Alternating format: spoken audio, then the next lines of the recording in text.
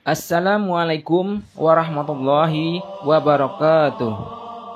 Kali ini kita akan menceritakan tentang kisah Bani Israel yang berada di Jabal Kaf.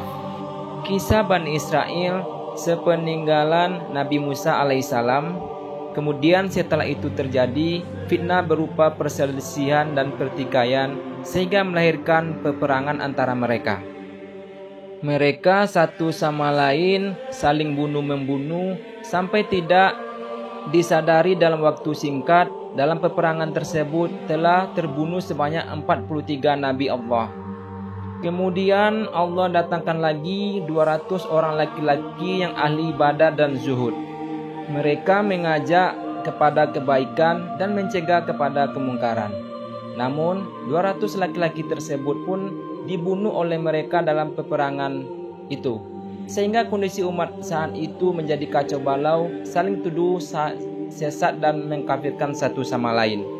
Satu golongan dari Bani Israel yang mereka tidak pernah ikut-ikutan dalam pesta pertikaian dan perselisihan Bani Israel saat itu, mereka lebih memilih berjihad kepada hawa nafsunya, menjauhi gelapnya kebencian dan kemarahan, menjauhi perasaan merasa lebih paling benar dari yang lainnya, menghindari mengotori tangan mereka dengan darah-darah manusia. Kemudian mereka menjauh dari kelompok-kelompok orang yang sedang bertikai itu. Maka sampailah mereka di tepi pantai di suatu lautan, dan mereka bermunajat menyeru doa kepada Allah Subhanahu wa Ta'ala. Yang jelas nyata pasti pertolongannya, zat yang jelas nyata pasti kebenarannya, zat yang jelas nyata pasti pengetahuannya. Segolongan orang tersebut berdoa memohon kepada Allah Subhanahu wa Ta'ala agar diselamatkan dari fasad atau kerusakan kaum mereka itu. Ketika mereka sedang dalam keadaan berdoa, bermunajat serta merendahkan dirinya di hadapan Allah Subhanahu wa Ta'ala, maka seketika tiba-tiba muncullah sebuah lubang yang sangat besar dan dalam di bawah mereka, sehingga mereka terperosok jatuh semuanya ke dalam lubang tersebut.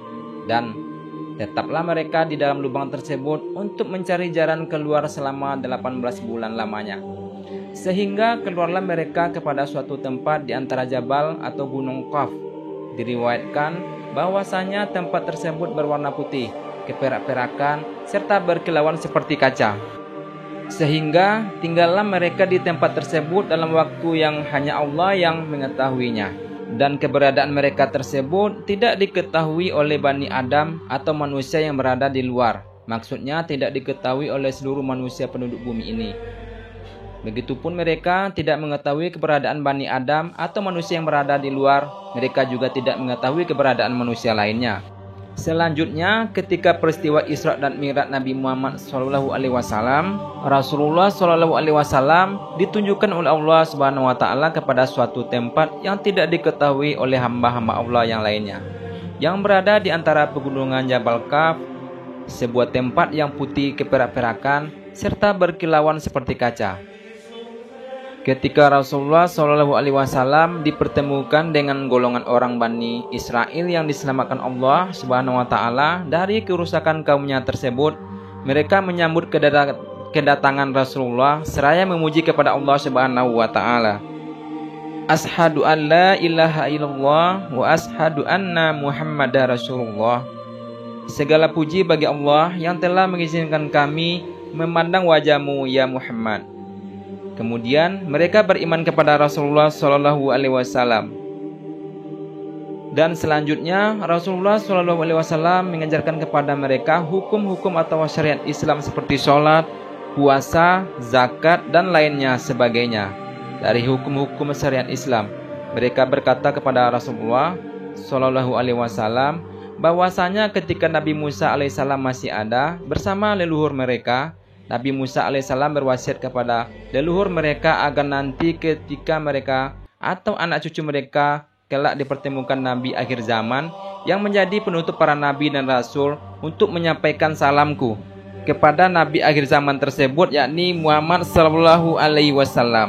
Setelah itu Rasulullah berkeliling melihat perkampungan mereka. Maka Rasulullah melihat bahwa rumah-rumah mereka tidak memiliki pintu. Dan beliau menanyakan sebabnya kenapa bisa seperti itu.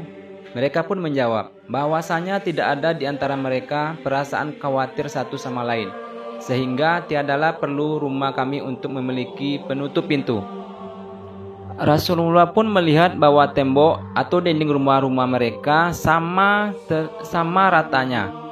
Tiada perbedaan antara rumah satu dengan lainnya. Beliau menanyakan sebab tersebut.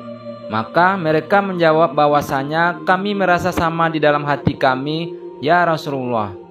Maksudnya tiada perbedaan baik status sosial, ekonomi maupun nasab. Selanjutnya Rasulullah SAW bertanya berkenaan masjid mereka yang jaraknya jauh dari rumah-rumah mereka. Mereka menjawab bahwasanya balasan kebaikan orang yang mendatangi masjid yang lebih jauh utama daripada orang yang mendatangi masjid yang paling dekat. Rasulullah juga bertanya berkenan pekuburan mereka yang lokasinya di depan pintu rumah-rumah mereka. Kenapa sebab? Mereka menjawab bahwasanya agar selalu mengingatkan kami kepada tempat kami kembali kelak atau kuburan, sehingga kami tidak terpengaruh dan tersibukkan oleh dunia, dan kami tidak lupa kepada kematian. Rasulullah bertanya kembali kenapa mereka terlihat tidak pernah tertawa. Mereka pun menjawab bahwasanya tertawa bisa menyebabkan hitamnya hati, oleh sebab itu kami tidak suka tertawa. Rasulullah bertanya juga, adakah di antara mereka orang yang sakit? Mereka menjawab, sesungguhnya sakit adalah kafaroh bagi dosa-dosa, sedangkan kami tidak melakukan dosa. Maksudnya mereka tidak pernah sakit. Beliau pun bertanya tentang bagaimana mereka bercocok tanam untuk memenuhi kebutuhan hidup mereka. Mereka pun menjawab, ya, kami bercocok tanam. Kami menanam dan kemudian sisanya kami pasrahkan dan tawakal kepada Allah Subhanahu wa taala. Sehingga tiba waktu panen, kami berkumpul bersama dan datang ke perkebunan pertanian kami. Kemudian kami mengambil apa-apa yang kami butuhkan saja, tidak lebih, dan sisanya kami tinggalkan. Maksudnya mereka mengambil hanya sekedar untuk kebutuhan mereka saja, agar mereka bisa melanjutkan untuk beribadah kepada Allah Subhanahu wa taala.